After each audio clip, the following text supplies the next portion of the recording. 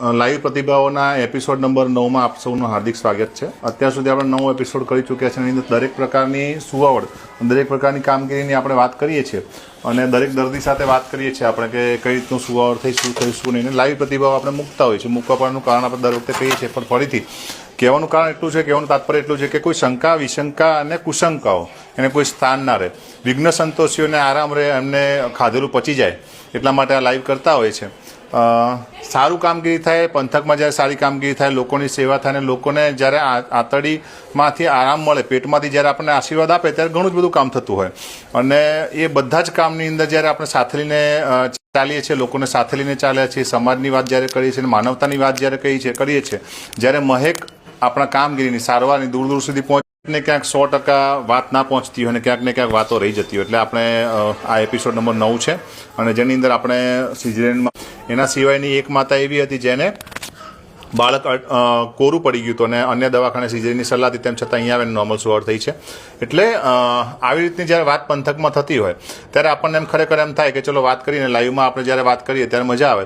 તો સૌથી પહેલાં તમારી પાસે એક મિત્ર આવેલા છે અને સંતરામપુરના જ છે. તો સૌથી પહેલાં આપણે વાત કરીએ. સંતરામપુર છે પરાદિત્યસિંહજી અને મહારાણી શાહ છે, એમને ત્યાં એક વ્યક્તિ કામ કરે છે અને ગોધા નંદાબેન.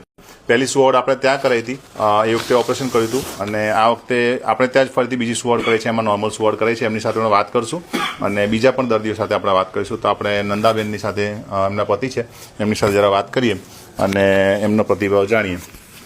ક્યાંથી આવ્યા છે, શું કામ કરો છો તમે?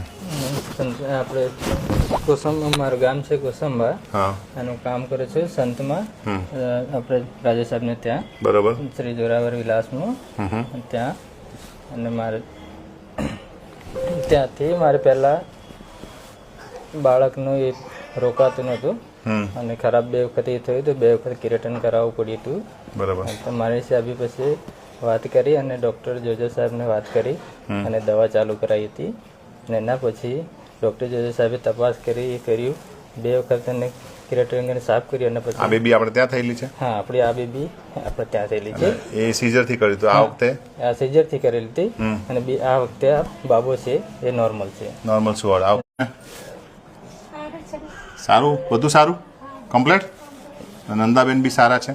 એના પછી આપણે આગળ જઈએ તો અમારે આ મહાકાળી માતાના ભક્ત છે અને એવી એક બાધા રાખી હતી. પહેલી વખત બી બાધા રાખી હતી, પહેલી વખત ઓપરેશન થયેલું અને આ વખતે બી બાધા જ રાખેલી છે કે જ્યાં સુધી મહાકાળી માતાને, પાવાગઢજીને પૂજા ના કરું ત્યાં સુધી બાળકનું મોઢું નથી જોવાનું.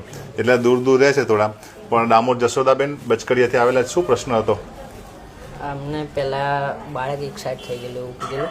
બરાબર. લોનાવાળા દવા ચાલતી હતી, એના લીધે સીઝર કરવું પડેલું. બરાબર. તો આ વખતે અમને કમ્ફર્ટેબલ નહીં લાગ્યું. અને આમાં 108માં જ જોબ કરે છે ફ્રેન્ડ. બરાબર. એના અહીંયા પહેલાં સીઝર હતું ને નોર્મલ ડિલિવરી થઈ. એને એડવાઇસ આપી કે અહીંયા સારું છે, એકવાર બતાવી દઉં. એટલે પછી અહીંયા આવ્યા. પહેલાં બતાવ્યું તો રિસ્પોન્સ સારો મળ્યો, એટલે પછી આવ્યા તો નોર્મલ ડિલિવરી થઈ. નોર્મલ થઈ ગઈ. કેવું સારું રે? સારું. કાકા ભાઈ, તો મહાકાળી માતાનો પ્રસાદ લઈને આવશો કે લઈને આવો? હે, આવશો ને?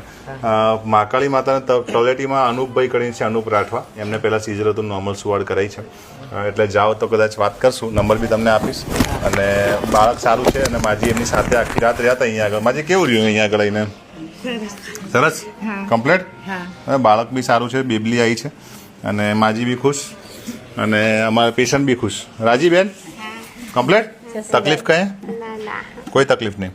સારું. એટલે સીઝર પછી નોર્મલ સુવાવડ થાય, કરવું પડે, મથવું પડે, એના સિવાય બીજું કશું હોય ના. આ ત્રીજા બેન છે અને ઉષાબેન નામ છે. ક્યાંથી આવ્યા કાકી? પાર્લા બરોડા. કઈ આવ્યું? રણધીકપુરથી. રણધીકપુરથી કેટલું દૂર થાય? રણધીકપુરથી 3 કિલોમીટર. 3 કિલોમીટર. દાસા બાજુ કે બીજી બાજુ?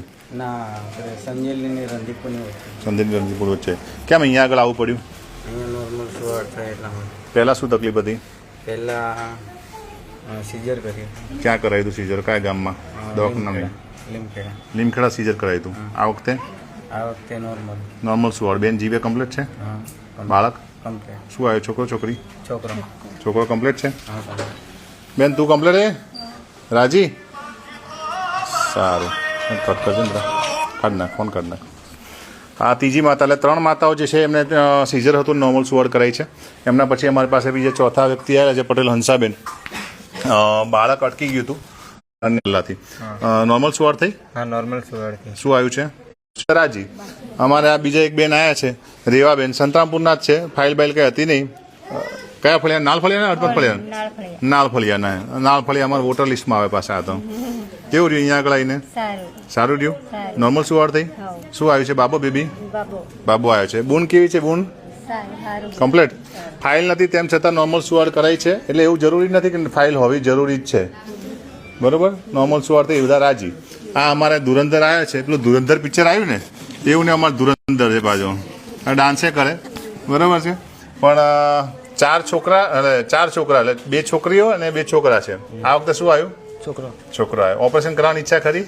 અત્યારે નહીં. શિયાળામાં.